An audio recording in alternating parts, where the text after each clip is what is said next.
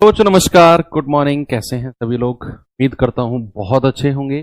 Practice set number 4 आज हम करने वाले हैं। धीरे धीरे संख्या बढ़ती जा रही है। मुझे उम्मीद है कि आप लोग भी अपना रिवीजन धीरे धीरे प्रैक्टिस सेट के साथ बढ़ाते जा रहे होंगे। तो रोज हम लोग कुछ नए क्वेश्चंस लेकर आ रहे हैं। कहीं ना कहीं ये आपके कॉन्फिडेंस को बढ़ाएंगे। आपको अगर ऐसा लगता है कि यार पढ़ा तो सब कुछ है, लेकिन ऐसा लग रहा है कि मैं भूलता जा रहा हूं।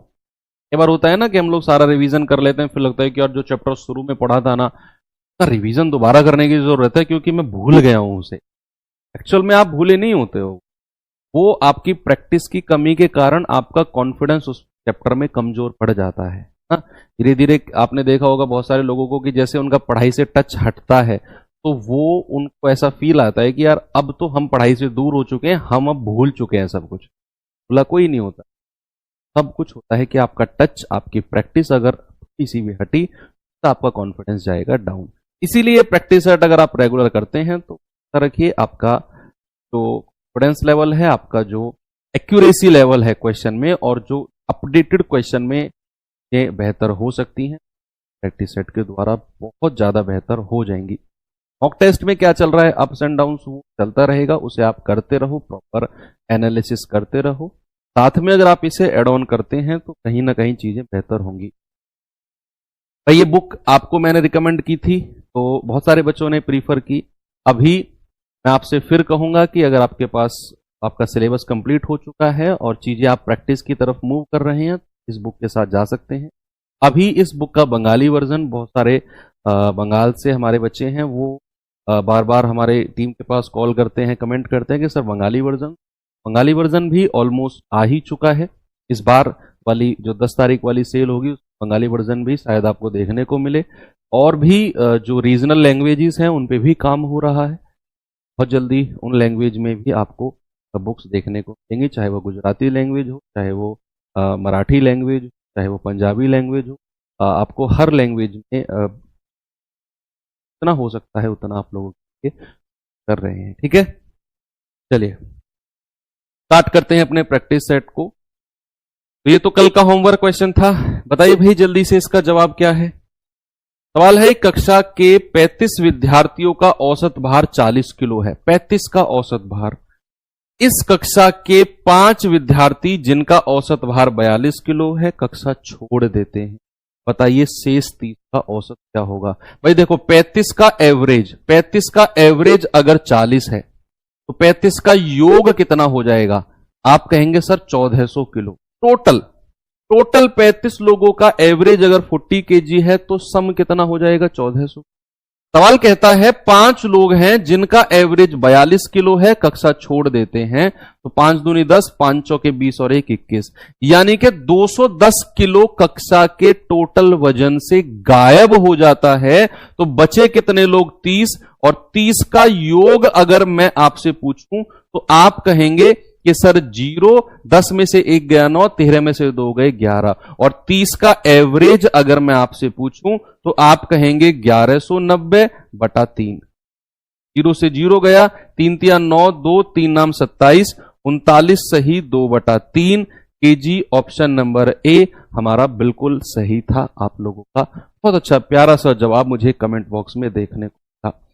आज का प्रैक्टिस सेट शुरू करते हैं और पहला क्वेश्चन ही आपके सामने बेहतरीन सा क्वेश्चन कह रहा है, के जो है, एक बीच में कॉमा है, के जो है वो 1 से बड़ी कोई भी विषम संख्या ऑड नंबर है। बताओ के की पावर 33 माइनस के हमेशा किससे विभाजित हो? के की पावर 33 माइनस, अगर के जो है 1 से बड़ी कोई भी विषम हो, 1 से बड़ी होनी चाहिए, और वो कोई भी विषम हो, चाहे वो 3 हो, भाई 1 से बड़ी तो 3 आती है, 5 हो, 7 हो, 9 हो, 11, एनी नंबर ग्रेटर देन 1, कह रहा है वो संख्या के की वैल्यू है। तो बताओ के की पावर 33 माइनस के हमेशा किससे डिविजिबल होगा? बच्चे अगर मैं यहां के कॉमन ले लूं, तो बचेगा क्या? के की पावर 32 माइनस 1। क्या बचेगा? के की पावर 32 माइनस 1। क्या आपने एक चीज पढ़ी कि ए स्क्वायर माइनस बी स्क्वायर को क्या बोला जाता है? आप कहेंगे सर ए प्लस बी और ए माइनस बी। हाँ या ना? अगर मैं आपसे कहूं जरा मुझे बताना a की पावर 4 माइनस b की पावर 4 को क्या बोला जाएगा? आप कहेंगे सर इसको बोला जाएगा a square minus B square और a की square plus B square, a square plus B square. Yes भाई, जब a square minus B square था तो a plus B, a minus B. जब a की पावर 4 माइनस b की power 4 है तो पावर आधी कर दो। पावर को क्या करते हैं? आधी कर देते हैं, प्लस में और माइनस में। ऐसे ही ये पावर अगर 32 है तो क्या मैं इसको ऐसे लिख सकता हूं k की पावर 16 माइनस 1 और k की पावर 16 प्लस 1? बोलो। अब ये k तो अलग है ही। अब जो ये k की पावर 16 माइनस 1 है, क्या मैं इसको ऐसे लिख सकता हूं k की पावर 8 माइनस 1 और k की पावर 8 प्लस 1? और ये k की पावर 16 प्लस 1 तो है ही है। क्या ये k की पावर 8 माइनस 1 को मैं ऐसे लिख सकता हूं? पावर को आधा कर दो, 4 माइनस 1 और k की पावर 4 प्लस 1, और ये वाला सेम एज इट इज ऐसे ही रहेगा। क्या k की पावर 4 माइनस 1 को मैं लिख सकता हूं k स्क्वायर माइनस 1 और k स्क्वायर प्लस 1, और ये सेम एज इट इज ऐसा ही रहेगा। क्या k स्क्वायर माइनस 1 को मैं लिख सकता हूं k प्लस 1 और k माइनस 1, और ये वाला सेम एज इट इज रहेगा। ये इस क्वेश्चन में मैंने डिटेल में समझाया है, आपको नहीं करना, आपको आगे के लिए ये ध्यान में रखना है। तो k की पावर 32 आधी पावर होती होती होती होती फाइनली हमको शुरू के 3 चीजें मिली, k multiply k plus 1 multiply k minus 1, और मल्टीप्लाई में तो ये सब कुछ आगे है ही है। हमें तो ये देखना है किस नंबर से ये हमेशा डिविजिबल होगा। अब क्या करो, आप k की 1 से बड़ी कोई संख्या रख के देखो, k की वैल्यू 3 रख के देखो। भाई 1 से बड़ी विषम संख्या 3 होती है। अगर मैं 3 गुणा 3 और 1 4 गुणा 3 में से 1 गया 2, और फिर ये आगे की चीजें मल्टीप्लाई रहेंगी। 4 तिया 12 दूनी 24, और आगे की चीजें मल्टीप्लाई रहेंगी। तो अगर मैं k की वैल्यू 1 से बड़ी कोई ऑड नंबर रखता हूं बच्चा, तो हमेशा याद रखना ये संख्या ऑलवेज 24 से डिविजिबल रहेगी। क्योंकि हमने k की वैल्यू को 3 रखा, तो k की वैल्यू को 3 रखते ही यहां से मिला 24, और ये सब आगे मल्टीप्लाई में है, यानी कि संख्या ऑलवेज 24 का मल्टीपल रहेगी, और 24 का मल्टीपल मतलब डिविजिबल बाई 24। बहुत अच्छा क्वेश्चन है, स्टार लगा लेना, बिल्कुल अपडेटेड सवाल है। आगे बढ़ो, इस सवाल को करो, बताइए। 2.05 गुणा 2.05 माइनस 3.23 माइनस 3.23 अपॉन 2.05 प्लस 3. अभी मैंने एक फॉर्मूला बताया, वही अगेन यहां पर लगेगा। बहुत सारे बच्चे क्या करेंगे, वो इनकी मल्टीप्लाई करना शुरू कर देंगे और खामखा 5-10 मिनट बर्बाद कर देंगे, फिर आंसर आए ना आए उसका भी नहीं पता। लेकिन बच्चे आपने अगर ये पढ़ा है कि a square minus B square, तो हम a प्लस बी और a माइनस बी बोल सकते हैं। अगर मैं इसको a बोल दूं और 3.23 को b बोल दूं, तो ये क्या आप बोल सकते हैं कि सर ये a square minus B square और नीचे a प्लस बी हो जाएगा। अब a square minus B square को आप कह सकते हो a प्लस बी और a माइनस बी, और नीचे क्या हो गया a plus B. a plus B से a प्लस बी गया, फाइनली हमको क्या मिल गया, a माइनस बी। फाइनली हमको मिला a माइनस बी, और हमारा उत्तर हो जाएगा a की वैल्यू 2.05 और b की वैल्यू 3.23। माइनस में आएगी वैल्यू, माइनस 1.18। कितना आ जाएगा, माइनस का 1.18। अच्छा सवाल था ये भी। आगे बढ़ो, बताओ भाई जल्दी से इसका जवाब।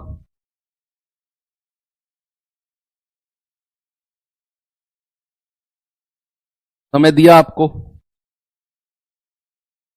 वह बड़ी से बड़ी संख्या ज्ञात कीजिए जिससे 261, 853 और 1221 को विभाजित करने पर प्रत्येक स्थिति में 5 रिमाइंडर बचे। एलसीएम एचसीएफ का क्वेश्चन है, जब भी आपसे बड़ी से बड़ी संख्या की बात करेगा हमेशा एचसीएफ की बात करेगा, जब भी छोटी से छोटी संख्या की बात करेगा हमेशा एलसीएम की बात करेगा। तो यहां 261, 853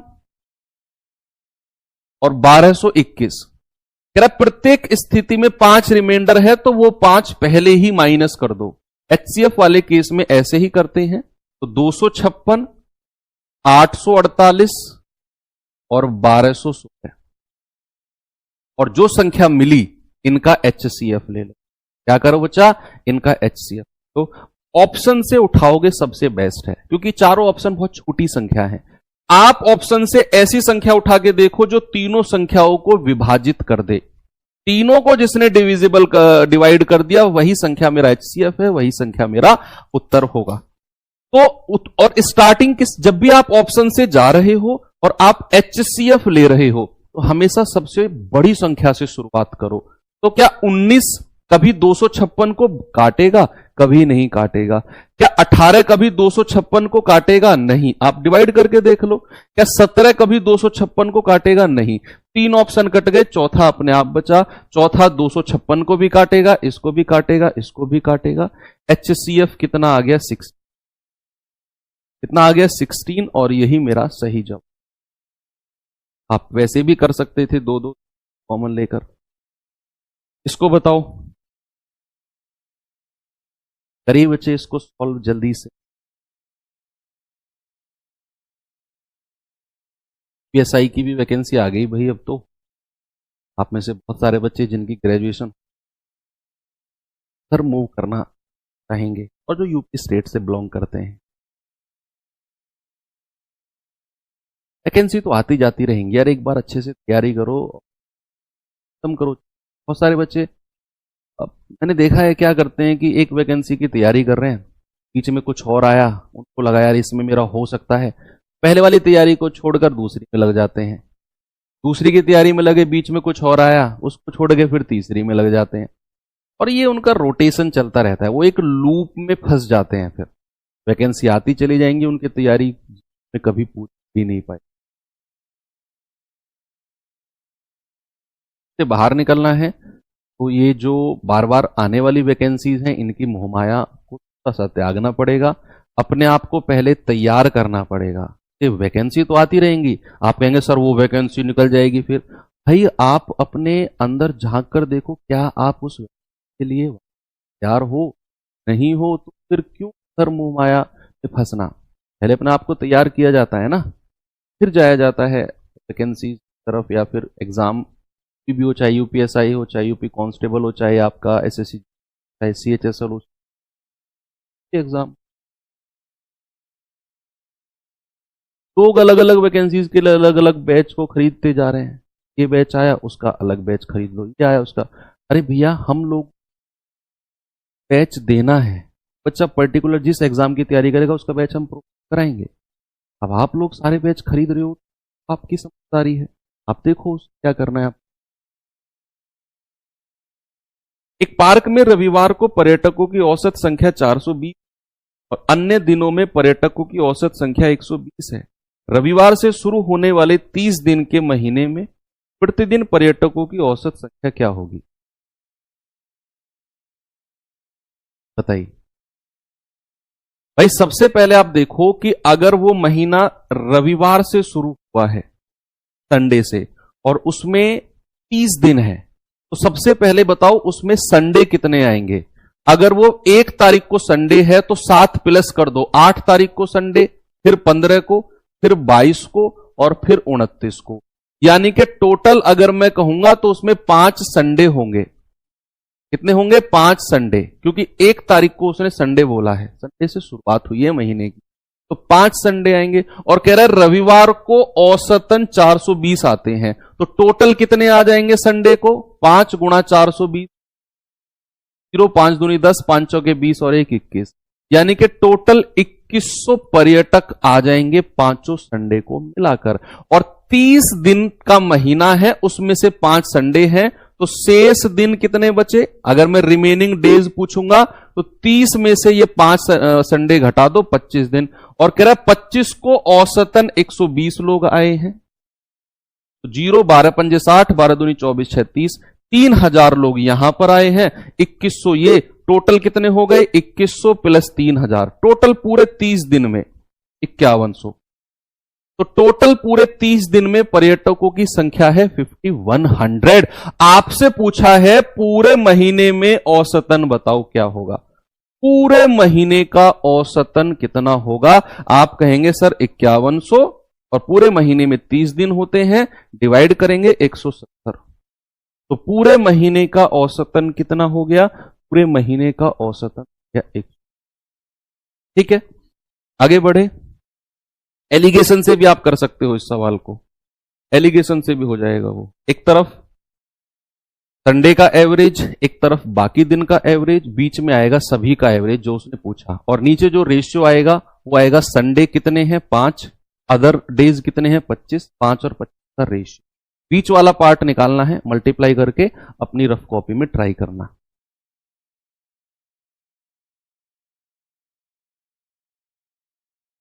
सवाल आप सामने देख रहे हो ना, ये नहीं, इसको सवाल को अगर आप प्रॉपर तरीके से करने लग गए तो आपसे पूछा ABCD का रेशियो, भाई आप कितने ही तेज तर्राट बच्चे क्यों ना, अगर आप इसे प्रॉपर तरीके से करने गए, आप कितने ही करने वाले बच्चे 4 मिनट, इतना ही आप तेज दिमाग वाले बच्चे। अगर आप इस ऐसे सवाल जो आपके सामने दिख रहा है रेशियो वाला, ऐसे सवाल अगर बचना चाहते हैं ना, देखना कैसे बचा जाता है। देखो प्रॉपर तरीके से जाओगे तो AB का रेशियो क्रॉस मल्टीप्लाई करके निकालोगे, फिर BC का, फिर C का, फिर ABCD का निकालोगे। लेकिन अगर हमसे पूछा है ABCD का रेशियो, टू का 2 रेशियो किसका है, A और B।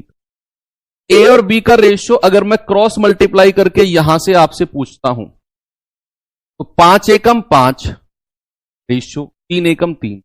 A और B का रेशियो मुझे कितना मिला 5 3 का, और जो मुझसे ABC है उसमें शुरू की 2 संख्या जो है वो A और B।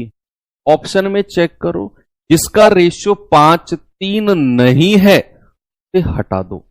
हमें यह नहीं ढूंढना किसका रेशियो 5 3 है, एक्चुअल में हमें ढूंढना है किसका रेशियो 5 3 नहीं है। जिसका नहीं है वो मेरा आंसर नहीं होगा। भैया 8 तिया 24, 8 पंजे 40। देखो ये तो 5 3 है क्योंकि 8 से कट गया। इस ऑप्शन को थोड़ी देर के लिए होल्ड करो। क्या 23 और 48 का रेशियो कभी 5 3 बनेगा? नेवर। ये 8 3 का रेशियो है, हमें तो 5 3 चाहिए। ये 14 और 24 का रेशियो है, हमें तो 5 3 चाहिए। हटाओ ऑप्शन नंबर ए, आगे बढ़ जाओ। ऐसा करोगे तो सवाल मुश्किल से 10 सेकंड का है। मुश्किल से 10 सेकंड भी हो जब आप बहुत सोच लोगे, नहीं तो 2 से 3 सेकंड में आप लगा जाओगे। ऐसा सवाल देखो तुरंत 5 3 का रेशियो, 3 ऑप्शन हटाओ, चौथा अपने आप सही। 5 से 6 सेकंड। ठीक है, तो चलिए आगे। आप इसको डिटेल में करना चाहो कर लेना, कोई जरूरत वैसे है नहीं। आगे चलते हैं। अगला क्वेश्चन नंबर 6 देखिए जरा, तब तक मैं बैटरीज बदलवा देता हूं।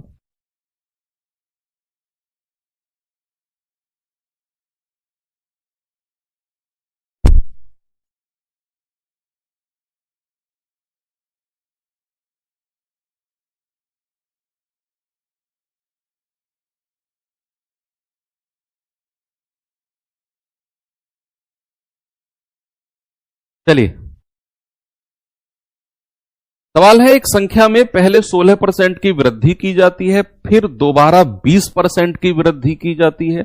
इस प्रकार प्राप्त संख्या में अब 40% की कमी की जाती है। तो बताइए ओवरऑल परसेंटेज इंक्रीज या डिक्रीज कितना होगा? बताओ भैया। सबसे पहले जितने भी परसेंटेज दे रखे हैं सबका फ्रैक्शन 16%, 16/100, 4 चौक 16, 25 चौकू 100। फिर आपका 20% का फ्रैक्शन कितना होता है? 1/5। फिर आपका 40% का फ्रैक्शन कितना होता है बच्चा? 2/5। जितने भी परसेंटेज थे सबका फ्रैक्शन आपने बदल दिया। अब कह रहा है पहले तो 16% की वृद्धि हुई है, तो 25 में 4 जोड़ेंगे क्योंकि वृद्धि है 29। फिर कह रहा है 20% की वृद्धि है, तो 5 में 1 जोड़ेंगे 6। फिर 40% की कमी है, तो 5 में से 2 घटा देंगे 3 आ जाएगा। बस मल्टीप्लाई करेंगे, 5 पूरे 25 और 25 625, और ये आ जाएगा 29 तिया 87, 87 गुणा 6, 6 सत्ते 42, 4 6 8 48 और 4 52। यानी कि हमारा रेशियो आ गया 625 से 522। तो कितने की कमी हुई है भैया, कितने की कमी हुई है? 5 में से 2 गया 3, 2 में से 2 गया 0, 6 में से 5 गया 1, और कितने पर? 625 पर। ओरिजिनल तो 625 गुणा 100, तो 25 चौके 100 और 25 25 से हम 625, यह आएगा 412 पे 4 की मल्टीप्लाई कर दो इसमें बटे 25, 25 तो 25 एकम 25 बोले 25 छिक्के 150, 12 बटा 25, 16 सही 12 बटे 25%। ऑप्शन नंबर ए बिल्कुल करेक्ट है, 16 सही 12 बटा 25। आगे बढ़े, कह रहा 200 से लेकर 260 तक की कीमत पर खरीदी गई पुस्तकों को 250 से लेकर 300 तक की पुस्तकों के कीमत पर बेचा जाता है, तो 25 पुस्तकों को बेचने पर अधिकतम संभावित लाभ। ये लाइन बड़ी इंपॉर्टेंट, मैक्सिमम पॉसिबल प्रॉफिट। देखो, अगर आप एक दुकानदार हो तो आप इस बात को समझ सकते हो, नहीं हो तो भी समझ सकते हो, क्योंकि आप खरीदार हो। फिर खरीदार भी अच्छा समझता है, दुकानदार भी, कि अधिकतम प्रॉफिट कब होता है? जब कम मूल्य पर तो लाई जाए और ज्यादा से ज्यादा में बेच जाए। भाई कम से कम में तो खरीद के लाओ और ज्यादा से ज्यादा में बेच दो, तभी उसको अधिकतम संभावित लाभ, मैक्सिमम पॉसिबल प्रॉफिट, तभी उसे हो सकता है। तो भैया मैक्सिमम पॉसिबल प्रॉफिट के लिए उसका कॉस्ट प्राइस क्या होना चाहिए? कम से कम, यानी कि 200, और सेलिंग प्राइस क्या होना चाहिए? ज्यादा से ज्यादा, यानी कि 300। भैया एक पुस्तक पर प्रॉफिट कितना हो गया? 100 रुपए का। एक पुस्तक पर प्रॉफिट 100 रुपए का, कह रहा है 25 पर कितना होगा? 25 पर 2500 रुपए, 2500 रुपए का प्रॉफिट है। ऑप्शन नंबर, ठीक है। आगे बढ़े, इस पे आ जाओ।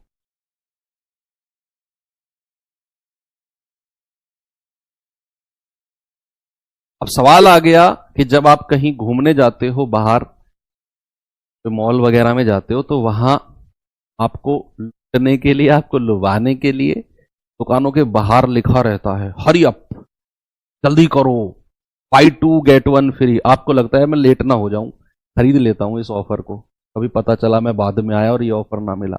आप अगर 4 महीने बाद भी आओगे ना, तब भी वही लिखा रहेगा hurry up, buy 2 get 1 free. आप लेट नहीं हो। दरअसल वो दुकानदार कोशिश कर रहा है यार, कभी तो ये बेवकूफ बन जाए। तो वही है सवाल। यदि कोई दुकानदार 5 खरीदे और 1 मुफ्त ले जाए, 5 खरीदो और 1 फ्री में ले जाओ, कि एक स्कीम ऑफर करता है, तो प्रभावी छूट प्रतिशत क्या होगी? भाई उसने क्या बोला? Buy 5 get 1 free.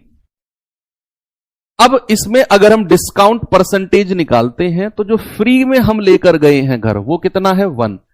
एक चीज हम फ्री में लेकर गए हैं, और टोटल कितना घर लेकर गए हैं हम? 5 के तो पैसे दिए, 5 के तो पैसे दिए, 1 फ्री में मिला, टोटल कितना घर लेके गए? 6, और गुणा 100, 1/6 गुणा 100, यानी कि 16 सही 2/3%। और अगर डेसिमल में इसे लिखा जाए तो लगभग इसको लिखा जाता है 16.67%। कितना आ जाएगा बच्चा? 16.67%। ऑप्शन नंबर डी हमारा सही है। ओके, आगे बढ़ो। सवाल है, आशिमा ने 26 मार्च 2022 को एक राष्ट्रीयकृत बैंक से 9% वार्षिक साधारण ब्याज की दर पर 75,000 का ऋण लिया।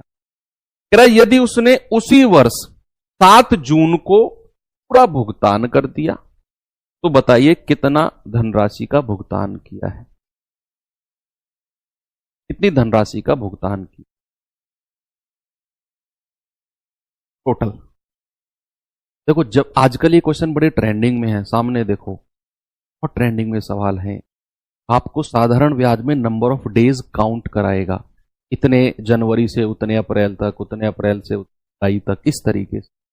तो एक इसमें ना एक छोटा सा एग्जामिनर का फॉल्ट है या एग्जामिनर की मजबूरी है और बच्चों का फायदा है कि 99% क्वेश्चन में या तो नंबर ऑफ डेज 73 बनेंगे या बनेंगे 146। मोस्ट प्रोबेबली 73 बनते हैं क्योंकि ये 2022 एक नॉन लीप ईयर है।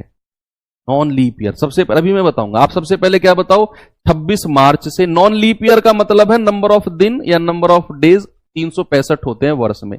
26 मार्च से 7 जून कितने दिन होंगे आप देख लो भाई। 5 दिन तो मार्च में है, अप्रैल में 30 दिन, मई में 31 और जून में पूरे 7 दिन। तो ये आ जाएगा कितना, 73 डेज।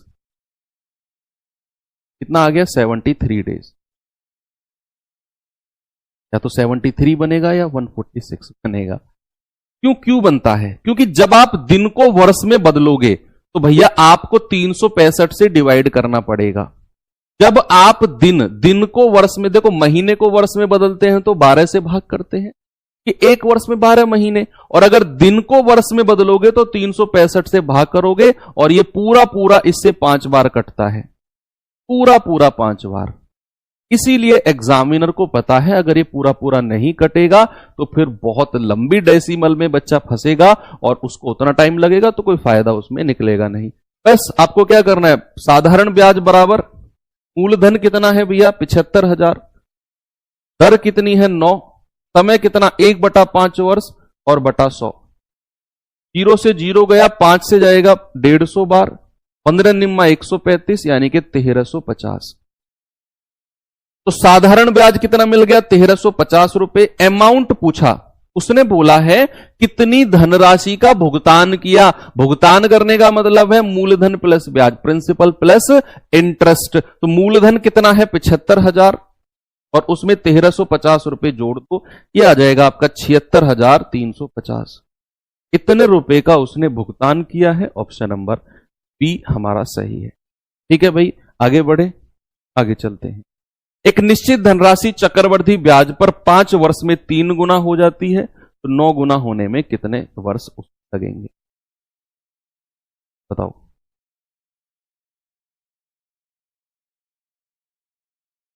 भाई चक्रवर्ती ब्याज का क्वेश्चन है, इस तरह का सेम क्वेश्चन साधारण ब्याज में भी मिलेगा, आएगा किसी ना किसी प्रैक्टिस।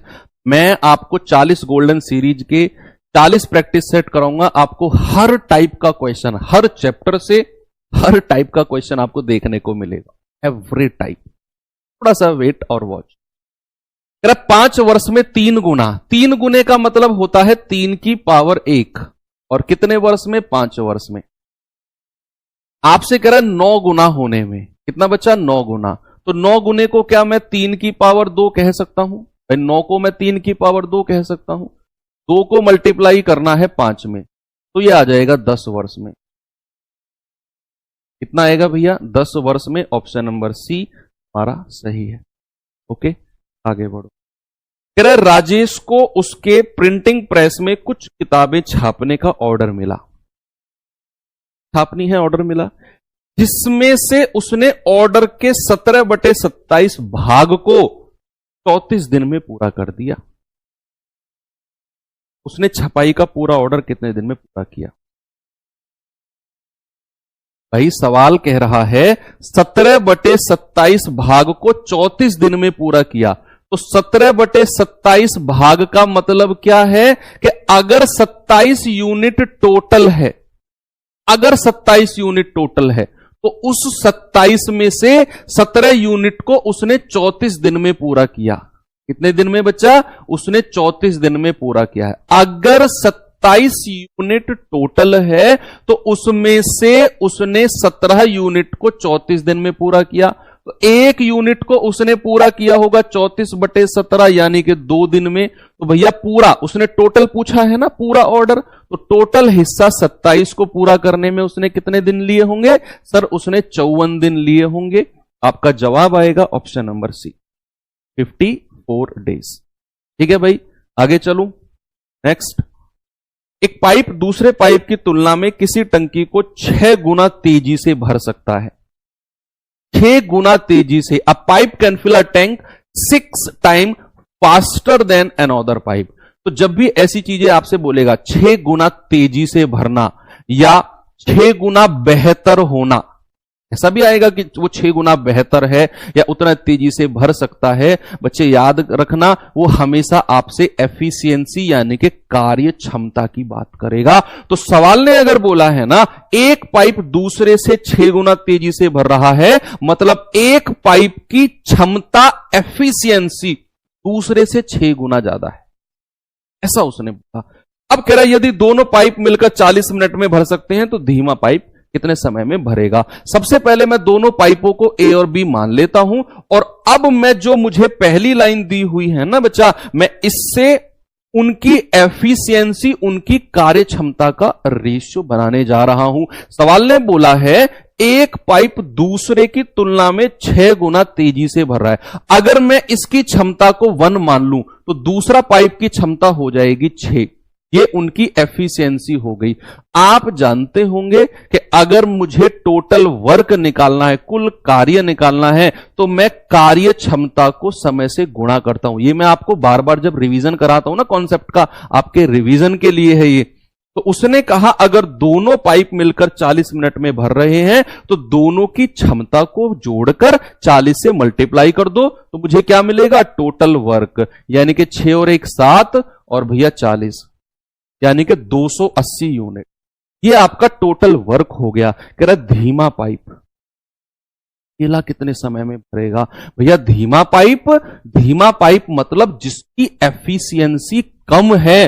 तो कम किसकी एफिशिएंसी है, इसकी। तो यही आपका धीमा पाइप है, इसकी क्षमता से डिवाइड कर दो सर, 280 मिनट में भरेगा। तो धीमा पाइप है उसे 280 मिनट में भरेगा। ऑप्शन नंबर डी हमारा सही है। आगे बढ़ो, ये सवाल को देखिए।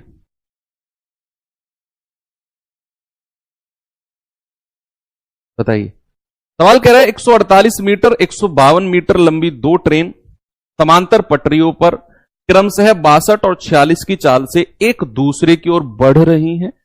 जिस क्षण आपस में मिली, देखो जिस क्षण आपस में मिली का मतलब है जिस टाइम इसका जो इंजन है वो इसके इंजन से मिला, इसके इंजन से मिला, इस पॉइंट से एक दूसरे को पार करने में कितना समय लेंगी।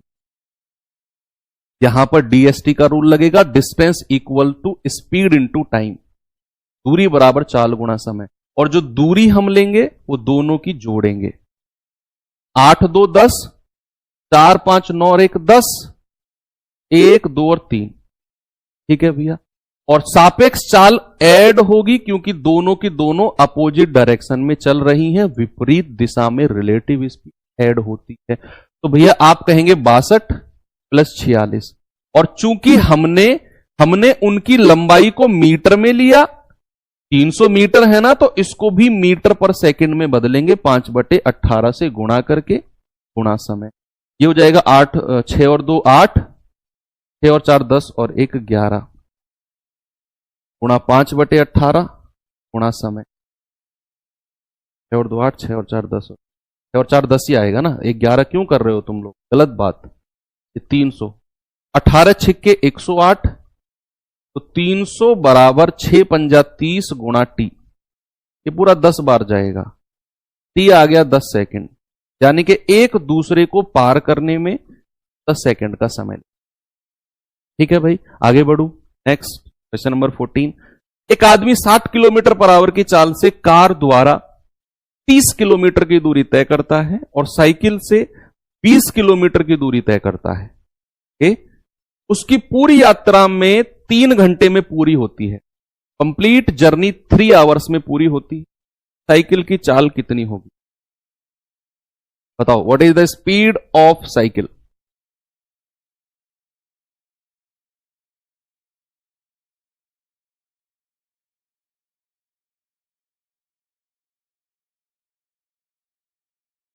भाई सबसे पहले आप देखो टोटल टाइम उसको कितना लगा, 3 घंटे लगे हैं कुल समय।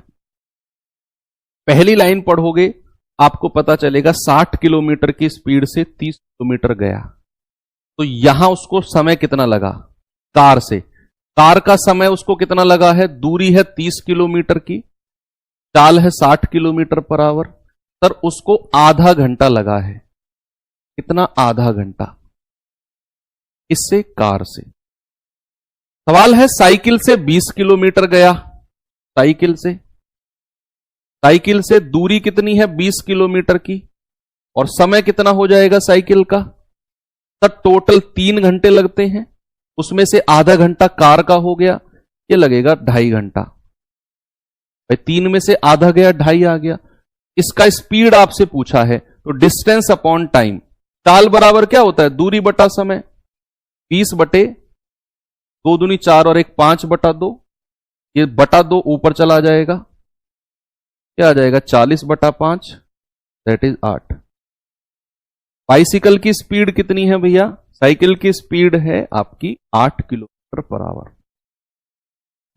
भाई 3 में से ये आधा घटाया, क्योंकि ये कार का समय था, टोटल 3 घंटे लगते थे। 3 में से आधा घटाया, 2.5 घंटे आ गया। 2.5 घंटे को 2 दूनी 4, 4 में 1 जोड़ोगे 5, 5 बटा 2 लिखना था, ये बटा 2 ऊपर जाकर मल्टीप्लाई हो गया। 20 दूनी 40 बटा 5, दैट इज 8 घंटे, 8 किलोमीटर पर आवर। सॉरी, इसे करो। सवाल है एक व्यक्ति धारा की दिशा में 49 किलोमीटर की दूरी 7 घंटे में और धारा के विपरीत दिशा में 36 किलोमीटर की दूरी 9 घंटे में तय कर सकता है। धारा की चाल। धारा की दिशा मतलब डाउन स्ट्रीम, मतलब B plus W। B for now की चाल, W फॉर धारा की चाल, और चाल बराबर क्या होता है? दूरी बटे समय। दूरी है 49 की, समय है 7 घंटे, तो भैया आ जाएगा 7 किलोमीटर पर आवर। और अगर मैं कहूंगा विपरीत यानी कि अप स्ट्रीम, यानी कि धारा के विपरीत, यानी कि B minus W। Up stream में माइनस होती है भैया रिलेटिव स्पीड, तो 36 दूरी है, समय 6 घंटे, ये हो जाएगा 6 किलोमीटर पर आवर। अब आपसे उसने बोला है भैया धारा की चाल, W की वैल्यू प्लस और माइनस जिसके साथ है, तो आप बड़े में से छोटा घटाओगे और 2 से भाग कर दोगे, यानी कि 1/2, 0.5। धारा की स्पीड पूछी है ना, तो 0.5 आनी चाहिए स्पीड ऑफ करंट। अच्छा ये 9 है, ठीक है, सॉरी 36 बटा 9 है, ये 9 घंटे है ना, 9 चौकू 36, ये 9 घंटे है, 9 चौकू 36, तो 4 किलोमीटर पर आवर।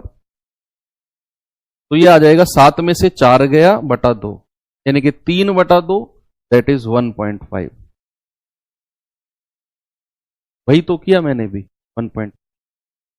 चलो XYZ ने एक व्यापार क्रम से 4,000, 6,000 और 8,000 का निवेश किया। उन्होंने क्रम से 3.2 ये कॉमा है, उन्होंने क्रम से 3, 2 तथा 4 वर्षों के लिए धन का निवेश किया। इंग्लिश में ठीक है। यदि कुल प्रॉफिट 56,000 है तो वाई का हिस्सा क्या होगा? कभी भी ये पार्टनरशिप का क्वेश्चन है, साझेदारी का। पार्टनरशिप का सवाल कभी भी आप कर रहे होंगे, सबसे पहले आपको पूंजी यानी कि कैपिटल का रेशियो लेना है, उसके बाद समय, उसके बाद दोनों की मल्टीप्लाई करके आपको प्रॉफिट का रेशियो। ये एक प्रोसेस है, एक स्टेप वाइज चल के अगर आप जाओगे तो कभी भी आपको साझेदारी का क्वेश्चन प्रॉब्लम नहीं देगा। भाई 3 लोग हैं XYZ, सबसे पहला स्टेप क्या है? उनकी पूंजी का रेशियो। इसने 4,000 लगाए, इसने 6,000 लगाए और इसने 8,000 लगाए, तो रेशियो आ जाएगा 2 दूनी 4, 2 तिया 6 और 2 चौकू 8। ये इनकी कैपिटल यानी कि पूंजी का रेशियो आ गया। दूसरा हम समय का यानी कि टाइम का रेशियो लेने वाले हैं, तो X का समय 3 वर्ष, Y का समय 2 वर्ष और Z का समय 4 वर्ष। तीसरा प्रॉफिट यानी कि लाभ के रेशियो के लिए इन दोनों को मल्टीप्लाई करते हैं, क्या आ जाएगा 6। अब रेशियो ले लो, 2 तिया 6, 2 तिया 6, 2 अट्ठू, और टोटल प्रॉफिट कितना दे रखा है? 56, 8 6 14, तब 56,000। 1 यूनिट 14 चौकू 56, 4,000। आपसे क्या कह रहा है? वाई का प्रॉफिट, वो तो 3 यूनिट है, 3 गुणा 4,000, that is 12,000। Option number C, option number C आपका करेक्ट है। आगे बढ़ो। एक बेलन की त्रिज्या 8/पाई सेंटीमीटर है। बेलन की त्रिज्या कितनी है? 8/पाई सेंटीमीटर। और इसका आयतन 448 सेंटीमीटर क्यूब। इसका आयतन क्या है? 448 सेंटीमीटर क्यूब। कह रहा है बेलन की ऊंचाई कितनी होगी? भाई बेलन का आयतन आपको पता होना चाहिए, पाई आर स्क्वायर एच होता है। ये बेलन का वॉल्यूम, सिलेंडर का वॉल्यूम। तो पाई को पाई रहने दो। त्रिज्या कितनी है? 8/पाई का स्क्वायर, और एच हमें निकालनी है, और 448 ये दिया हुआ है। तो पाई गुणा 8 × 8 = 64 बटे पाई स्क्वायर गुणा एच बराबर 448। देखो एक पाई से एक पाई गया, ये पाई उधर चला जाएगा, तो 64H बराबर 448। पाई को मैं 22/7 लिखने वाला हूं, ये पाई उधर चला गया। 7 से कटेगा 7 × 6 = 42, 7 × 4 = 28, 64 से 64 गया, H आ गया 22। क्या H ही पूछा था हमसे? PHSL टायर 2 का क्वेश्चन है। ओके चलो, दो वर्गों के विकर्ण यानी कि डायगोनल का रेशियो 5/6 है। उनके क्षेत्रफल का रेशियो, मैंने कल आपको किसी का बताया था रेशियो वाला पार्ट, शायद वो किसी का तो था, जिसका भी था मैं भी भूल गया। अब मैं अगर स्क्वायर का आपको चीजें बताता हूं, स्क्वायर की, आपको अगर दो स्क्वायर हैं, स्क्वायर 1 स्क्वायर 2, अगर उनकी साइड यानी कि भुजा का रेशियो अगर आपको दे दे, सपोज ए और बी, और आपसे उनके एरिया का रेशियो पूछे, क्षेत्रफल का, हमेशा याद रखना ए स्क्वायर और बी स्क्वायर होगा।